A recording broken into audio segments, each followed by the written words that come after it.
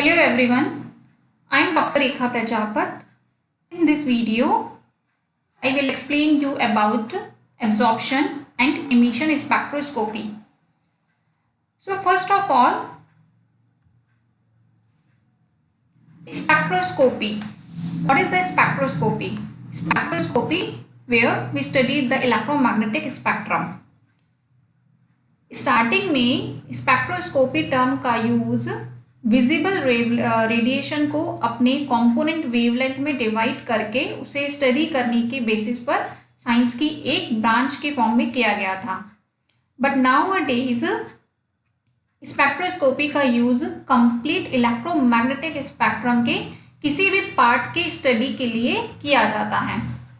सो spectrum obtain करना, उसका analysis और उसकी एक्सप्लेनेशन के द्वारा किसी भी सैंपल के आयोनिक स्ट्रक्चर के बारे में नॉलेज गेन करना ही स्पेक्ट्रोस्कोपी कहलाता है.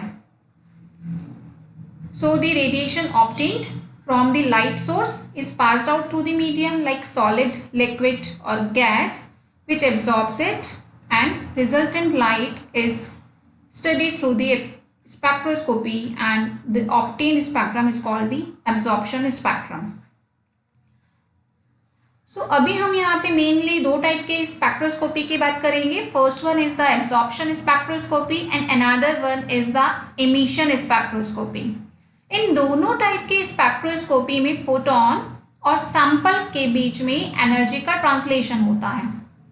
यदि हम बात करते हैं पहले एब्जॉर्प्शन स्पेक्ट्रोस्कोपी की, तो एब्जॉर्प्शन स्पेक्ट्रोस्कोपी में किसी लाइट सोर्स से रेडिएशन को ऑब्टेन किया जाता है और फिर इस रेडिएशन को किसी absorbing medium like solid, liquid और गैस के सैंपल से पास आउट किया जाता है, जिससे रिजल्टेंट लाइट को स्पेक्ट्रोस्कोपी से एनालिसिस किया जाता है और जो स्पेक्ट्रम हमें इस केस में मिलता है उसे एब्जॉर्प्शन स्पेक्ट्रम कहा जाता है.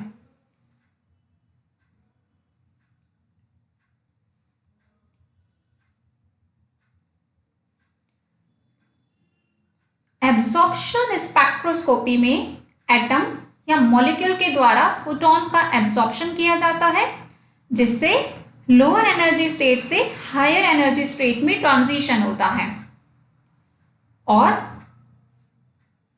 एटम या मॉलिक्यूल का वैलेंस इलेक्ट्रॉन एक हायर एनर्जी लेवल में ट्रांजिशन कर जाता है. और जब एक मॉलिक्यूल इंफ्रारेड रेडिएशन को एब्जॉर्ब करता है तो उसकी वाइब्रेशनल एनर्जी में इंक्रीमेंट होता है. So here that's why we are saying that whenever visible light is absorbed then valence electron do the transition, and in the case of the infrared radiation chemical bonds की vibrational energy में increment हो जाते हैं. और जब एक sample electromagnetic radiation को absorb करता है तो सैंपल में से पास आउट होने वाले फोटॉन्स का नंबर सैंपल पर इंसिडेंट होने वाले फोटॉन के नंबर से कम हो जाता है.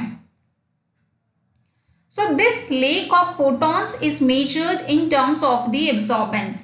फोटोनों की संख्या में आने वाली इसी कमी को अवशोषणांक के रूप में मापा जाता है और इसकी स्टडी के लिए एक ग्राफ प्लॉट किया जाता है, and that is the graph between the absorbance as a function of the photon energy, and this spectrum is called the absorption spectrum. So like in this figure we can see here that here is a graph in which in the y-axis absorption coefficient has been plotted, while on the x-axis there is a wavelength in terms of the nanometer. So this is called the absorption spectrum. Now I will explain you about emission spectroscopy, जिसे हम हिंदी में कहते हैं उत्सर्जन spectroscopy. Emission spectroscopy में sample के द्वारा emitted radiation की स्टडी की जाती है.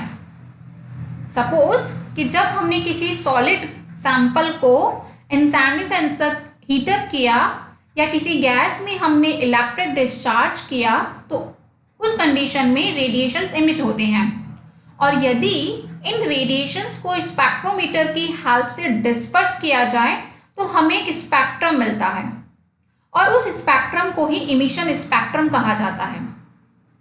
कि यदि एक एटम या मॉलिक्यूल एक एक्साइटेड स्टेट से लोअर एनर्जी की स्टेट में ट्रांजिशन करता है तो एक एक्स्ट्रा फोटोन के रूप में एनर्जी मिलती है, और इस प्रोसेस को ही इमिशन कहा जाता है।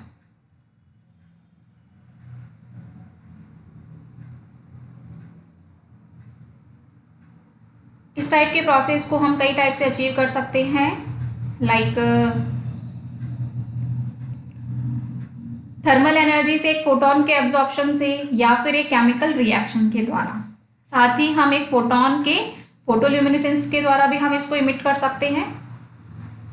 तो यहाँ पे हम इस फिगर में एक लाइन सोर्स से ऑब्टेन्ड इमिशन स्पेक्ट्रम देख रहे हैं, जिसमें रेडिएशन इंटेंसिटी को वेवलेंथ के साथ में प्लॉट किया गया है।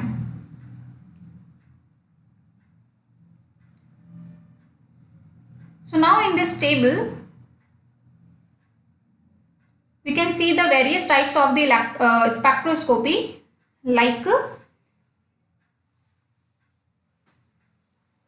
lying in the various region of the electromagnetic spectrum। यदि हम बात करते हैं एब्जॉर्प्शन टाइप की, तो गामा रे का स्पेक्ट्रम हमें मिलता है मोसबेर स्पेक्ट्रोस्कोपी मेथड के द्वारा।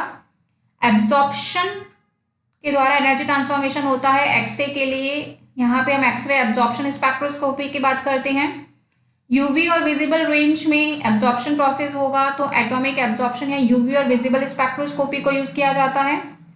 इंफ्रारेड रीजन में रामन स्पेक्ट्रोस्कोपी, माइक्रोवेव रीजन में एब्जॉर्प्शन प्रोसेस के लिए माइक्रोवेव स्पेक्ट्रम को यूज किया जाता है। रेडियो वेव में electron spin nuclear magnetic resonance के द्वारा स्टडी किया जाता है, तो वहीं विजिबल और यूवी के लिए एटॉमिक इमिशन स्पेक्ट्रोस्कोपी को यूज किया जाता है। फोटोल्यूमिनेसेंस के केस के लिए एक्सरे के रीजन को एक्सरे फ्लोरेसेंस के द्वारा स्टडी किया जाता है, तो वहीं केमिकल ल्यूमिनेसेंस को यूवी और विजिबल रेंज के लिए केमी ल्यूमिनेसेंस स्पेक्ट्रोस्कोपी के टर्म में यूज किया जाता है। अब एब्जॉर्प्शन और इमिशन दोनों टाइप के स्पेक्ट्रम को दो टाइप की कैटेगरी में डिवाइड किया जाता है, in which first one is the continuous spectrum and second one is the discontinuous spectrum. यदि हम बात करते हैं कॉन्टिन्यूअस स्पेक्ट्रम की, तो देखिए कॉन्टिन्यूअस स्पेक्ट्रम में क्या होता है कि जब हम जैसे कि सन से मिलने वाली लाइट या फिर किसी हीटेड ऑब्जेक्ट से अगर हमें कोई लाइट मिलती है तो उसको हम स्पेक्ट्रोस्कोप की सहायता से एनालिसिस करते हैं। तो इस कंडीशन में क्या होता है कि हमें इस टाइप के स्पेक्ट्रम में वेरियस कलर्स के बैंड्स ऑब्जर्व होते हैं। अब इन टाइप के बैंड्स में क्या होता है, ये आपस में एक दूसरे से कंटिन्यूअसली मिले हुए होते हैं। जैसे कि अगर हम विजिबल स्पेक्ट्रम की बात करते हैं तो रेड से वॉयलेट कलर तक के ये सभी बैंड एक दूसरे से डिफ्यूज हुए होते हैं। सो इस टाइप के स्पेक्ट्रम को हम कॉन्टिन्यूअस स्पेक्ट्रम कहते हैं। यदि एक विजिबल लाइट के पाथ में प्योर रेड कलर के फिल्टर को रख दिया जाता है तो ये क्या करेगा, लाल या कि रेड कलर के रेडिएशन के अलावा सभी रेडिएशंस को तो एब्जॉर्ब कर लेगा और वही पास आउट होता है। सो इस कारण से हमें रेड कलर के फिल्टर से मिलने वाले स्पेक्ट्रम को हम कंटिन्यूअस एब्जॉर्प्शन स्पेक्ट्रम कहते हैं। Second type of the spectrum is the discontinuous spectrum. इस टाइप के स्पेक्ट्रम दिखने में कॉन्टिन्यूअस नहीं होते हैं और डिसकॉन्टिन्यूअस स्पेक्ट्रम को दो कैटेगरी में कैटेगराइज किया जाता है। Like first one is the line spectrum and other one is the band spectrum. यदि बात की जाती है लाइन स्पेक्ट्रम की, तो लाइन स्पेक्ट्रम को हम एटॉमिक स्पेक्ट्रम भी कहते हैं कि यदि किसी भी एलिमेंट के वेपर से जो लाइट इमिट होता है उसको हम स्पेक्ट्रोस्कोपी से एनालिसिस करके एक स्पेक्ट्रम ऑब्टेन करते हैं, तो उस टाइप के स्पेक्ट्रम में वेरी फाइन, वेरी ब्राइट और वेरी स्पेसिफिक कलर्स की बहुत सारी लाइंस हमें एक सीरीज ऑर्डर में मिलती हैं।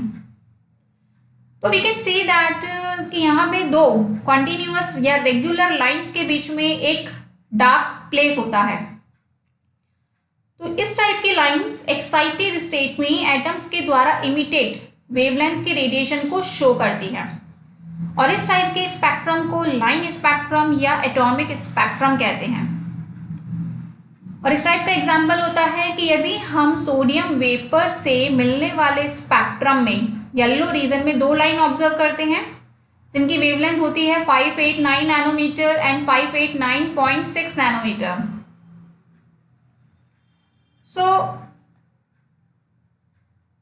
कोई भी दो एलिमेंट जिनके स्पेक्ट्रम में एक टाइप की लाइन हमें नहीं मिलती है, इस कारण से लाइन स्पेक्ट्रम में हम किसी भी एटम के कैरेक्टरिस्टिक होते हैं और इस टाइप के स्पेक्ट्रम की सहायता से हम उस एलिमेंट को आइडेंटिफाई कर सकते हैं।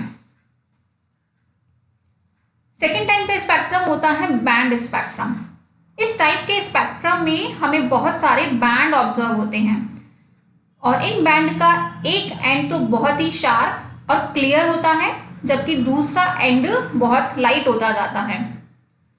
यदि हम इस टाइप के स्पेक्ट्रम को हाई रिजोल्यूशन पावर के स्पेक्ट्रोमीटर से देखते हैं तो ये जो बैंड होते हैं ये बहुत ज़्यादा पास होते हैं एक दूसरे के। तो ये इस टाइप के बैंड स्पेक्ट्रम मॉलिक्यूलर के द्वारा इमिट किए जाते हैं। So that's why this type of the spectrum is known as the molecular spectrum. So molecular और band spectrum ये absorption और emission दोनों टाइप के होते हैं। Now I will explain you about the absorption and emission spectroscopy and its block diagram. कि यदि हम एब्जॉर्प्शन और इमिशन स्पेक्ट्रोस्कोपी में यूज किए गए ऑपरेटर्स के कंपोनेंट्स को एक्सप्लेन करना चाहते हैं तो उसमें कुछ मेन फंडामेंटल कंपोनेंट्स यूज किए जाते हैं। Like first one is the source of the radiation energy, second one is the wavelength selector, third is the sample and cell for placing the sample, fourth is the detector जिसे हम हिंदी में कहते हैं समसूचक, जो कि रेडिएशन एनर्जी को useful information में कन्वर्ट करता है। And the last one is the signal processor and read out device. अब हम सबसे पहले यहां पे बात कर रहे हैं एब्जॉर्प्शन स्पेक्ट्रोस्कोपी के ब्लॉक डायग्राम की। So we can see in this figure it is the block diagram for the absorption spectroscopy. So absorption spectroscopy के लिए सबसे पहले हमें यहाँ पे एक सोर्स की नीड होती है। सो हमें लाइट एनर्जी या फोटॉन्स के एक सोर्स को हमने यहाँ यूज किया। अब सोर्स से इमिट होने वाले रेडिएशन को हमने यहाँ पे वेवलेंथ सेलेक्टर के द्वारा हमने एक पर्टिकुलर वेवलेंथ से ऑब्टेन किया और उसके बाद में हमने उसको एक सैंपल पर इंसिडेंट करवाया और यहाँ से ट्रांसमिटेड रेडिएशन को हमने डिटेक्टर के द्वारा डिटेक्ट करते हुए सिग्नल प्रोसेसर और रीड आउट के द्वारा मेजर किया। So this is the block diagram in which we get the absorption spectrum for a particular sample by the incidence of the radiation of a particular wavelength. Second type of the spectroscopy is the emission spectroscopy. Emission spectroscopy के लिए हमारे पास यहाँ पे एक block diagram है। जैसा कि हम इस डायग्राम में देख पा रहे हैं कि हमारे पास में एक थर्मल एनर्जी सोर्स है। थर्मल एनर्जी सोर्स लाइक एक फ्लेम या प्लाज्मा या फिर लाइट एनर्जी सोर्स या फिर हम कोई केमिकल एनर्जी भी ले सकते हैं। इसको हम यहाँ पे लोअर एनर्जी स्टेट में पहुंचा देते हैं और यहाँ पे हम कुछ डिसॉल्वेबल मटेरियल के द्वारा रेडिएशन का इमिशन होता है जिसको हम वेवलेंथ सेलेक्टर के द्वारा डिस्ट्रीब्यूट कर लेते हैं और डिटेक्टर के द्वारा हम इस सिग्नल को यहाँ पे सिग्नल प्रोसेसर और रीड आउट डिवाइस के द्वारा मेजर करते हैं। सो इमिशन स्पेक्ट्रोस्कोपी में हमें एब्जॉर्प्शन स्पेक्ट्रोस्कोपी की तरह किसी बाहरी रेडिएशन सोर्स की नीड नहीं होती है। इसमें सैंपल खुद ही रेडिएशंस को इमिट करता है। जैसा कि हम यहाँ देख पा रहे हैं कि हमने यहाँ पे क्या करा है, सैंपल को हीटअप किया है। तो इमिशन स्पेक्ट्रोस्कोपी में हम उस सैंपल को ही हीट प्रोवाइड करवाते हैं और वही रेडिएशन इमिटर का काम करता है। जैसे कि हम यहाँ पे देख रहे हैं कि हमारे पास में एक सैंपल कंटेनर है जिसमें हमने एक फ्लेम को यूज किया है, और ये क्या करता है, डिसॉल्वेबल मटेरियल को एक पर्टिकुलर स्टेट में पहुंचा देता है, जिससे यहाँ पे ट्रांजिशन होता है और ट्रांजिशन की वजह से हमें रेडिएशंस मिलते हैं।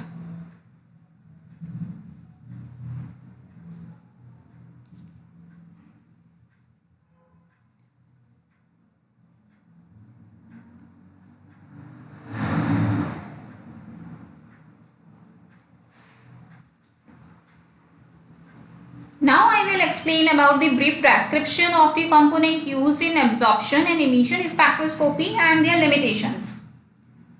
कि एब्जॉर्प्शन और इमिशन स्पेक्ट्रोस्कोपी में यूज किए जाने वाले वेरियस कंपोनेंट्स के बारे में अब हम यहाँ पे बात करेंगे। जिसमें फर्स्ट सबसे पहला और मेन इंपॉर्टेंट सोर्स होता है, that is the radiation source. हम यहाँ पे क्या करते हैं, एक सोर्स को हम इनफ पावर की रेडिएशन कि हमें यहाँ पे बीम चाहिए होती है, जिसको हम डिटेक्टर से इजीली डिटेक्ट कर सकते हैं। सो इलेक्ट्रोमैग्नेटिक रेडिएशन के सोर्स को हम डिफरेंट कैटेगरी में कैटेगराइज करते हैं।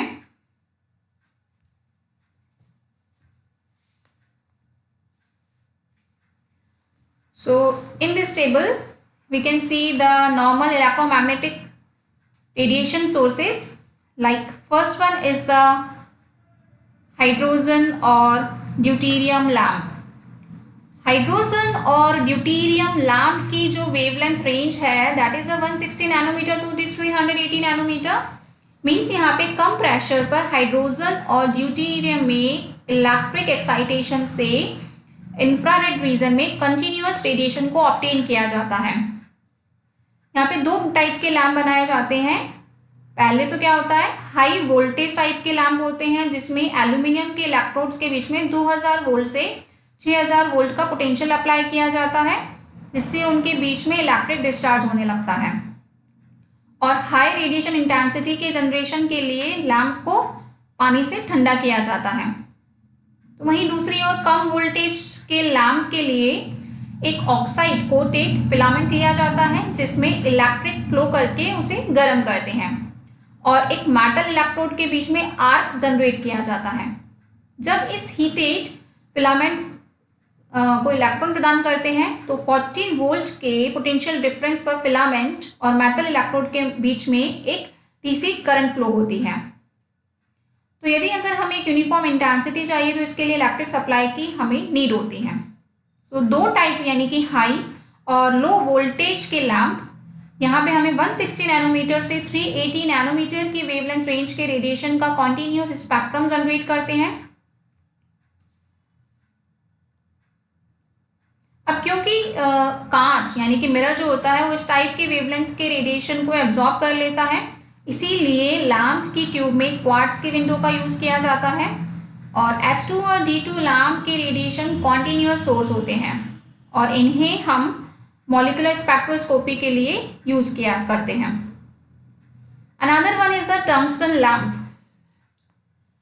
विजिबल और इंफ्रारेड रेडिएशंस का सबसे कॉमन सोर्स है टंगस्टन फिलामेंट लैम्प। इस सोर्स का रेडिएशन एनर्जी डिस्ट्रीब्यूशन एक ब्लैक बॉडी के सिमिलर होता है। मींस ये टेम्परेचर पर डिपेंड करता है, और मोस्टली एब्जॉर्प्शन इक्विपमेंट में फिलामेंट का जो ऑपरेटिंग टेम्परेचर होता है that is about 2900 degree kelvin. So that's why most of the energy is emitted in the infrared region. So एक टंगस्टन फिलामेंट लैम्प से 320 नैनोमीटर से 2400 नैनोमीटर के रेंज की वेवलेंथ रीजन के लिए यूज में लिया जाता है, और इस टाइप के सोर्स को मॉलिक्यूलर स्पेक्ट्रोस्कोपी की स्टडी के लिए यूजफुल माना जाता है। Third one is the xenon arc lamp. ये ज़ेनॉन आर्क लैम्प एटमॉस्फेयर में इलेक्ट्रिक करंट के फ्लो से एक हाई रेडिएशन को जनरेट किया जाता है, और इस टाइप के रेडिएशन का spectrum wavelength region around of 200 nanometre to 1000 nanometre के बीच में कॉन्टिन्यूअस स्पेक्ट्रम होता है, और इसमें जो हमें पीक मिलता है वो अराउंड 500 नैनोमीटर पर मिलता है। सो कुछ डिवाइसेस में इस लैम्प को हम एक कैपेसिटर के कॉन्टिन्यूअस चार्जिंग का यूज करके हम इसको चलाते हैं, जिसमें हमें हाई इंटेंसिटी ऑब्जर्व अटेन होती है। सो ज़ेनॉन आर्क लैम्प का यूज मॉलिक्यूलर स्पेक्ट्रोस्कोपी के लिए किया जाता है।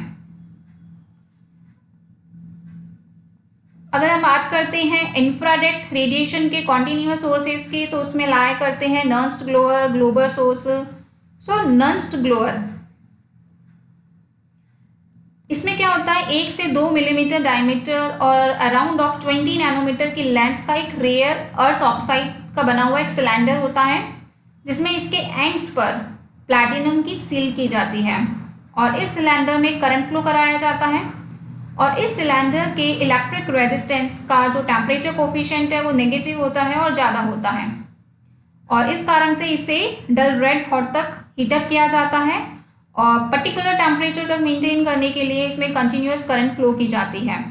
तो इसके लिए हमें यहाँ पे कंटिन्यूअस इलेक्ट्रिक पावर सप्लाई की नीड होती है। सो नंस्ट ग्लोअर इंफ्रारेड रेडिएशंस का एक कॉन्टिन्यूअस सोर्स है और इसे मॉलिक्यूलर स्पेक्ट्रोस्कोपी में यूज किया जाता है। Another one is the Glauber source. Glauber source एक टाइप का सिलिकॉन कार्बाइड का एक रॉड होता है, जिसकी length around 50 millimetre and diameter is about 5 millimetre. इसमें इलेक्ट्रिक करंट फ्लो करके इसे गर्म किया जाता है और इसका रेजिस्टेंस टेम्परेचर कोफिशिएंट पॉजिटिव होता है। इनके बीच में आर्क को रोकने के लिए यहाँ पे इनको हम वाटर से कूलिंग प्रोवाइड करवाते हैं। और ग्लोबल इंफ्रारेड रेडिएशन का एक कंटिन्यूअस सोर्स है।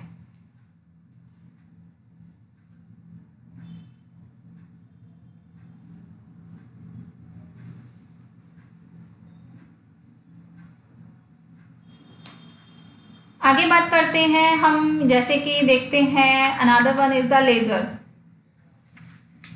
सो लेजर में हाई इंटेंसिटी की रेडिएशन होती है और नैरो बैंडविड्थ होती है और यह एक यूजफुल सोर्स होता है। लेजर में रेडिएशन के line amplification by stimulated emission का एक शॉर्ट फॉर्म है।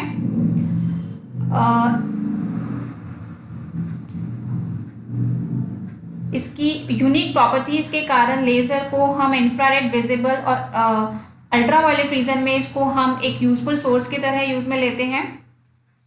जैसे कि हम देखते हैं argon ion laser green light की रीजन में हमें प्रोवाइड करवाता है। But nowadays there are the light dye laser also the important sources of the radiation, क्योंकि उनके द्वारा हमें 20 से 50 नैनोमीटर की रेंज में एक कंटिन्यूअस और ट्यूनेबल रीजन हमें मिलता है। So these are the various type of the sources for the radiation which can be used in the absorption and emission spectroscopy. Thank you so much.